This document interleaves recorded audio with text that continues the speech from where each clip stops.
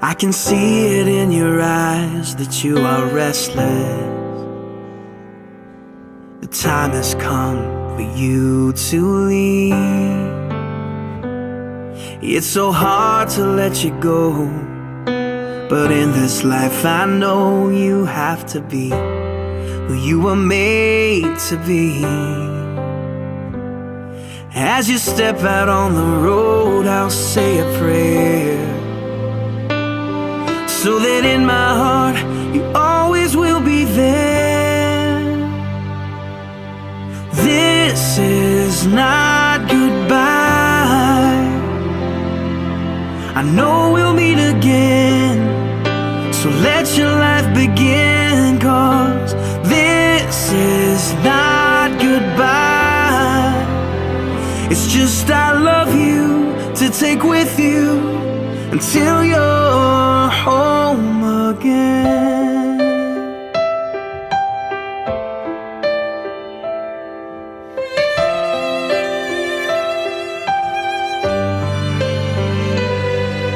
The stirring in your soul has left you wondering, should you stay or turn around? Well, just remember that your dreams, they are a promise, that you were made to change the world. So don't let fear stop you now, 'cause this is not goodbye. I know we'll meet again, so let your life begin, 'cause this is not goodbye. It's just I love you to take with you until you're home again. Oh, I know the brightest star above was created by the one who loved more than we'll ever know, to guide you when you're lost. What started as a still small voice is raging now, and your only choice is to follow who you are. So follow who you are, 'cause this is not goodbye. I know we'll meet again. Oh, this is not goodbye. I know we'll meet again, so let your life begin, 'cause this is not goodbye. We're here today at the sentencing of Mr. Nicholas Teig. I have previously accepted your guilty plea to 2 counts of vehicular homicide. Each one of those carries a maximum possible penalty of 25 years in prison, as well as a fine and a mandatory repayment to the victims. I also ordered a pre-sentence investigation report, which is a history of your life, criminal history, and background. I have had an opportunity to review that prior to coming in. Mr. Chambers, on behalf of the state, are you ready to proceed? It's not an easy task. We have just lost our son to an accident that was 100% avoidable. Because of the choices you made, Logan is gone forever. Because you thought it couldn't happen to you. Because you thought fun was more important than being responsible. Because you didn't think about the possible consequences of distracted driving and drinking and driving. Because of that, we have lost something that we can never have replaced. Life is full of choices, and you made a choice that affected many, many people. You made a choice to drink. You made the choice to get behind the wheel. And now the people affected by this are left to pick up the pieces. Our son Logan made choices too. He chose to work hard in the classroom, chose to spend hours and hours in the weight room. He chose to spend his free time in the woods, riding his 3-wheeler, spending the summers on Volkman's farm.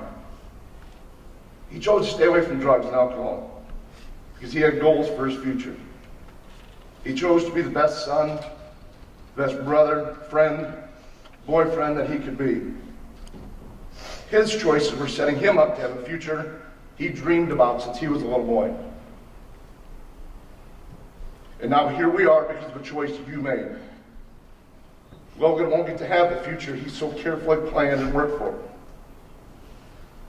We won't get to see him graduate high school, go off to college to get a teaching degree. On September 1st,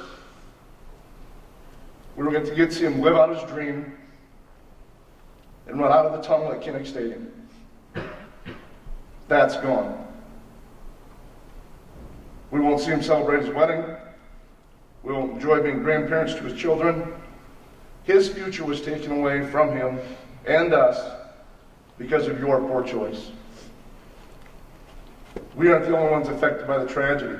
He has a sister, aunts, uncles, cousins, and grandparents who will never spend another Christmas with him. He has friends he'll never get to go fishing with or grab some wings at B-Dubs. He has a girlfriend that he will no longer take to his senior prom.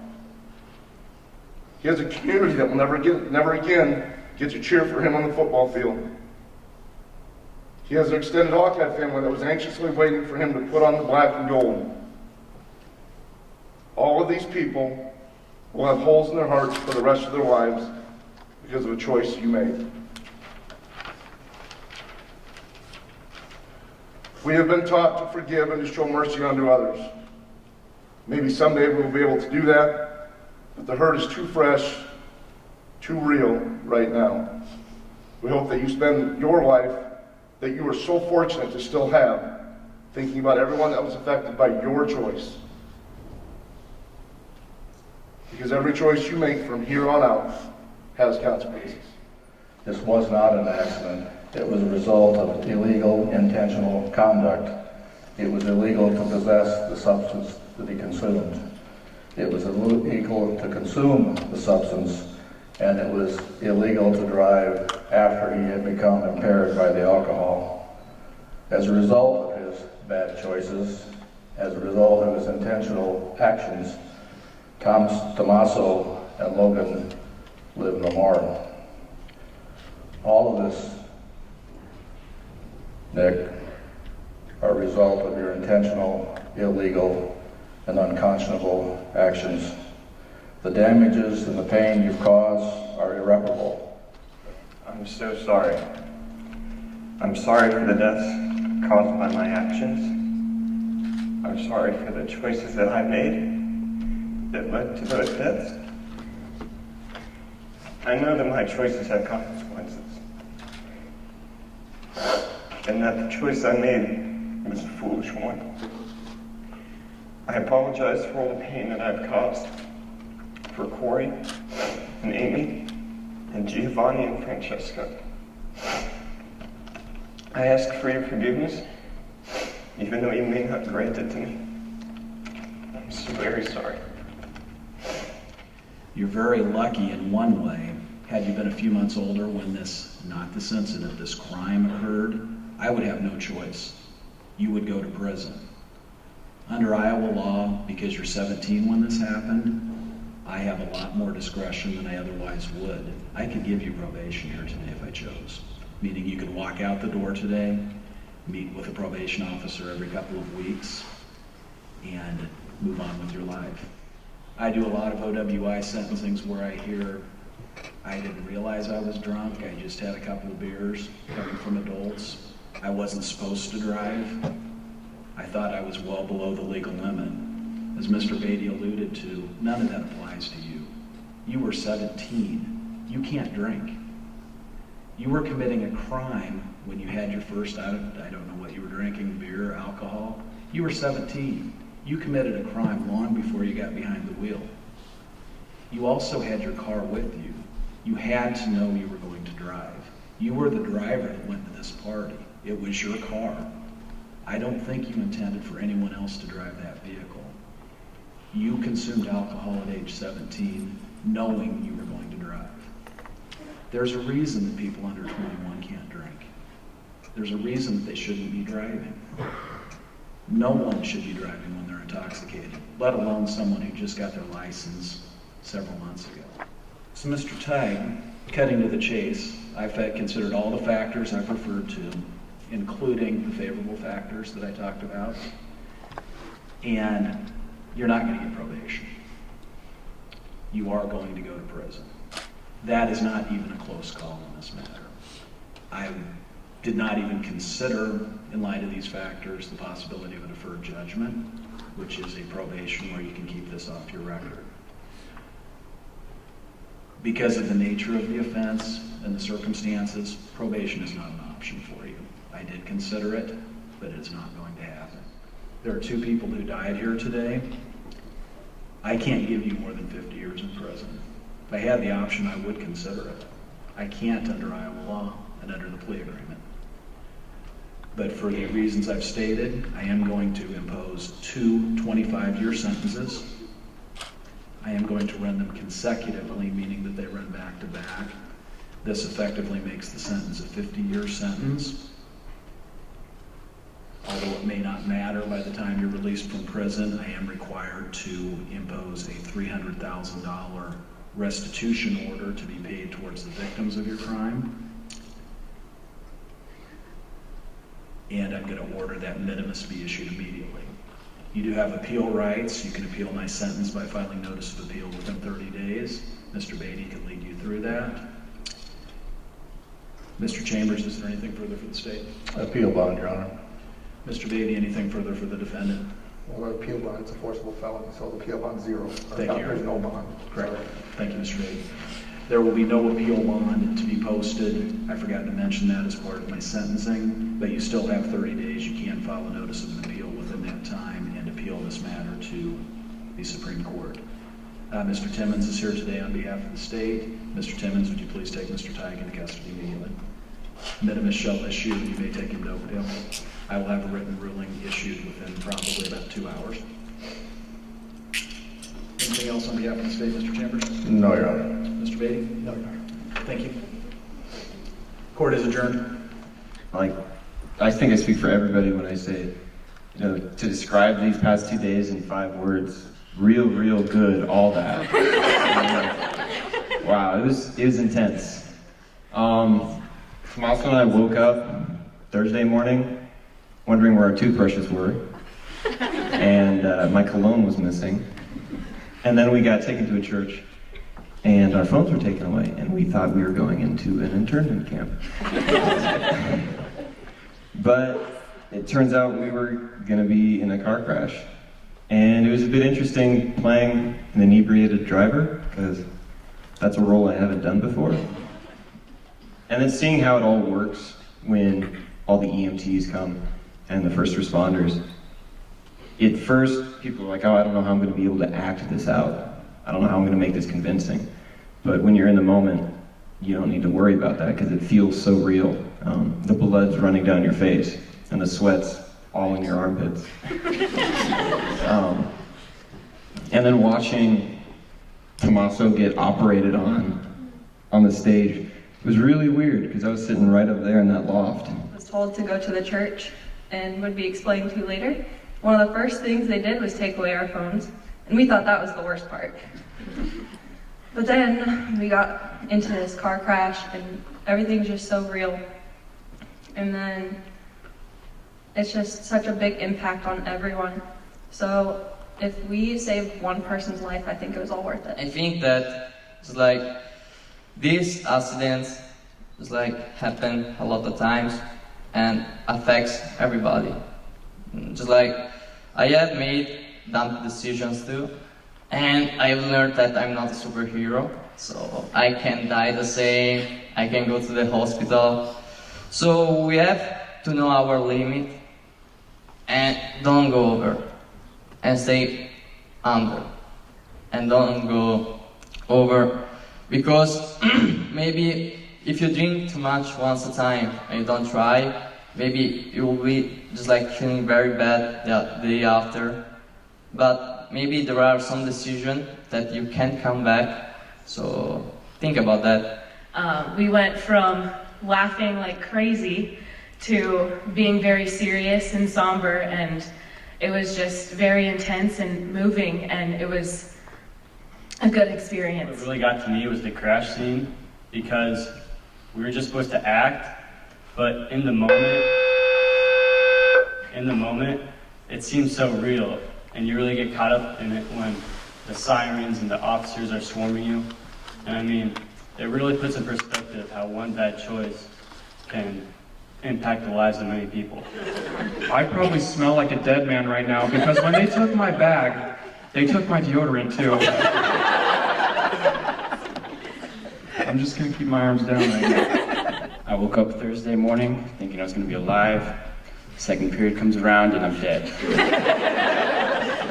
It's really hard. People trying to make me smile. Kind of suck at being dead. It's not a lot, but it was really impactful. Really touched me in so many ways. And yeah. I found this program really impactful because it just showed that like one action and one decision from a student can just really change everything. It affects family, friends, victims. I mean, even the whole community is changed just because of one action you did. I thought this program was really good for us. I'm glad that we got to take part of it. Thank you, Mrs. Flaw and Mr. Dreyer.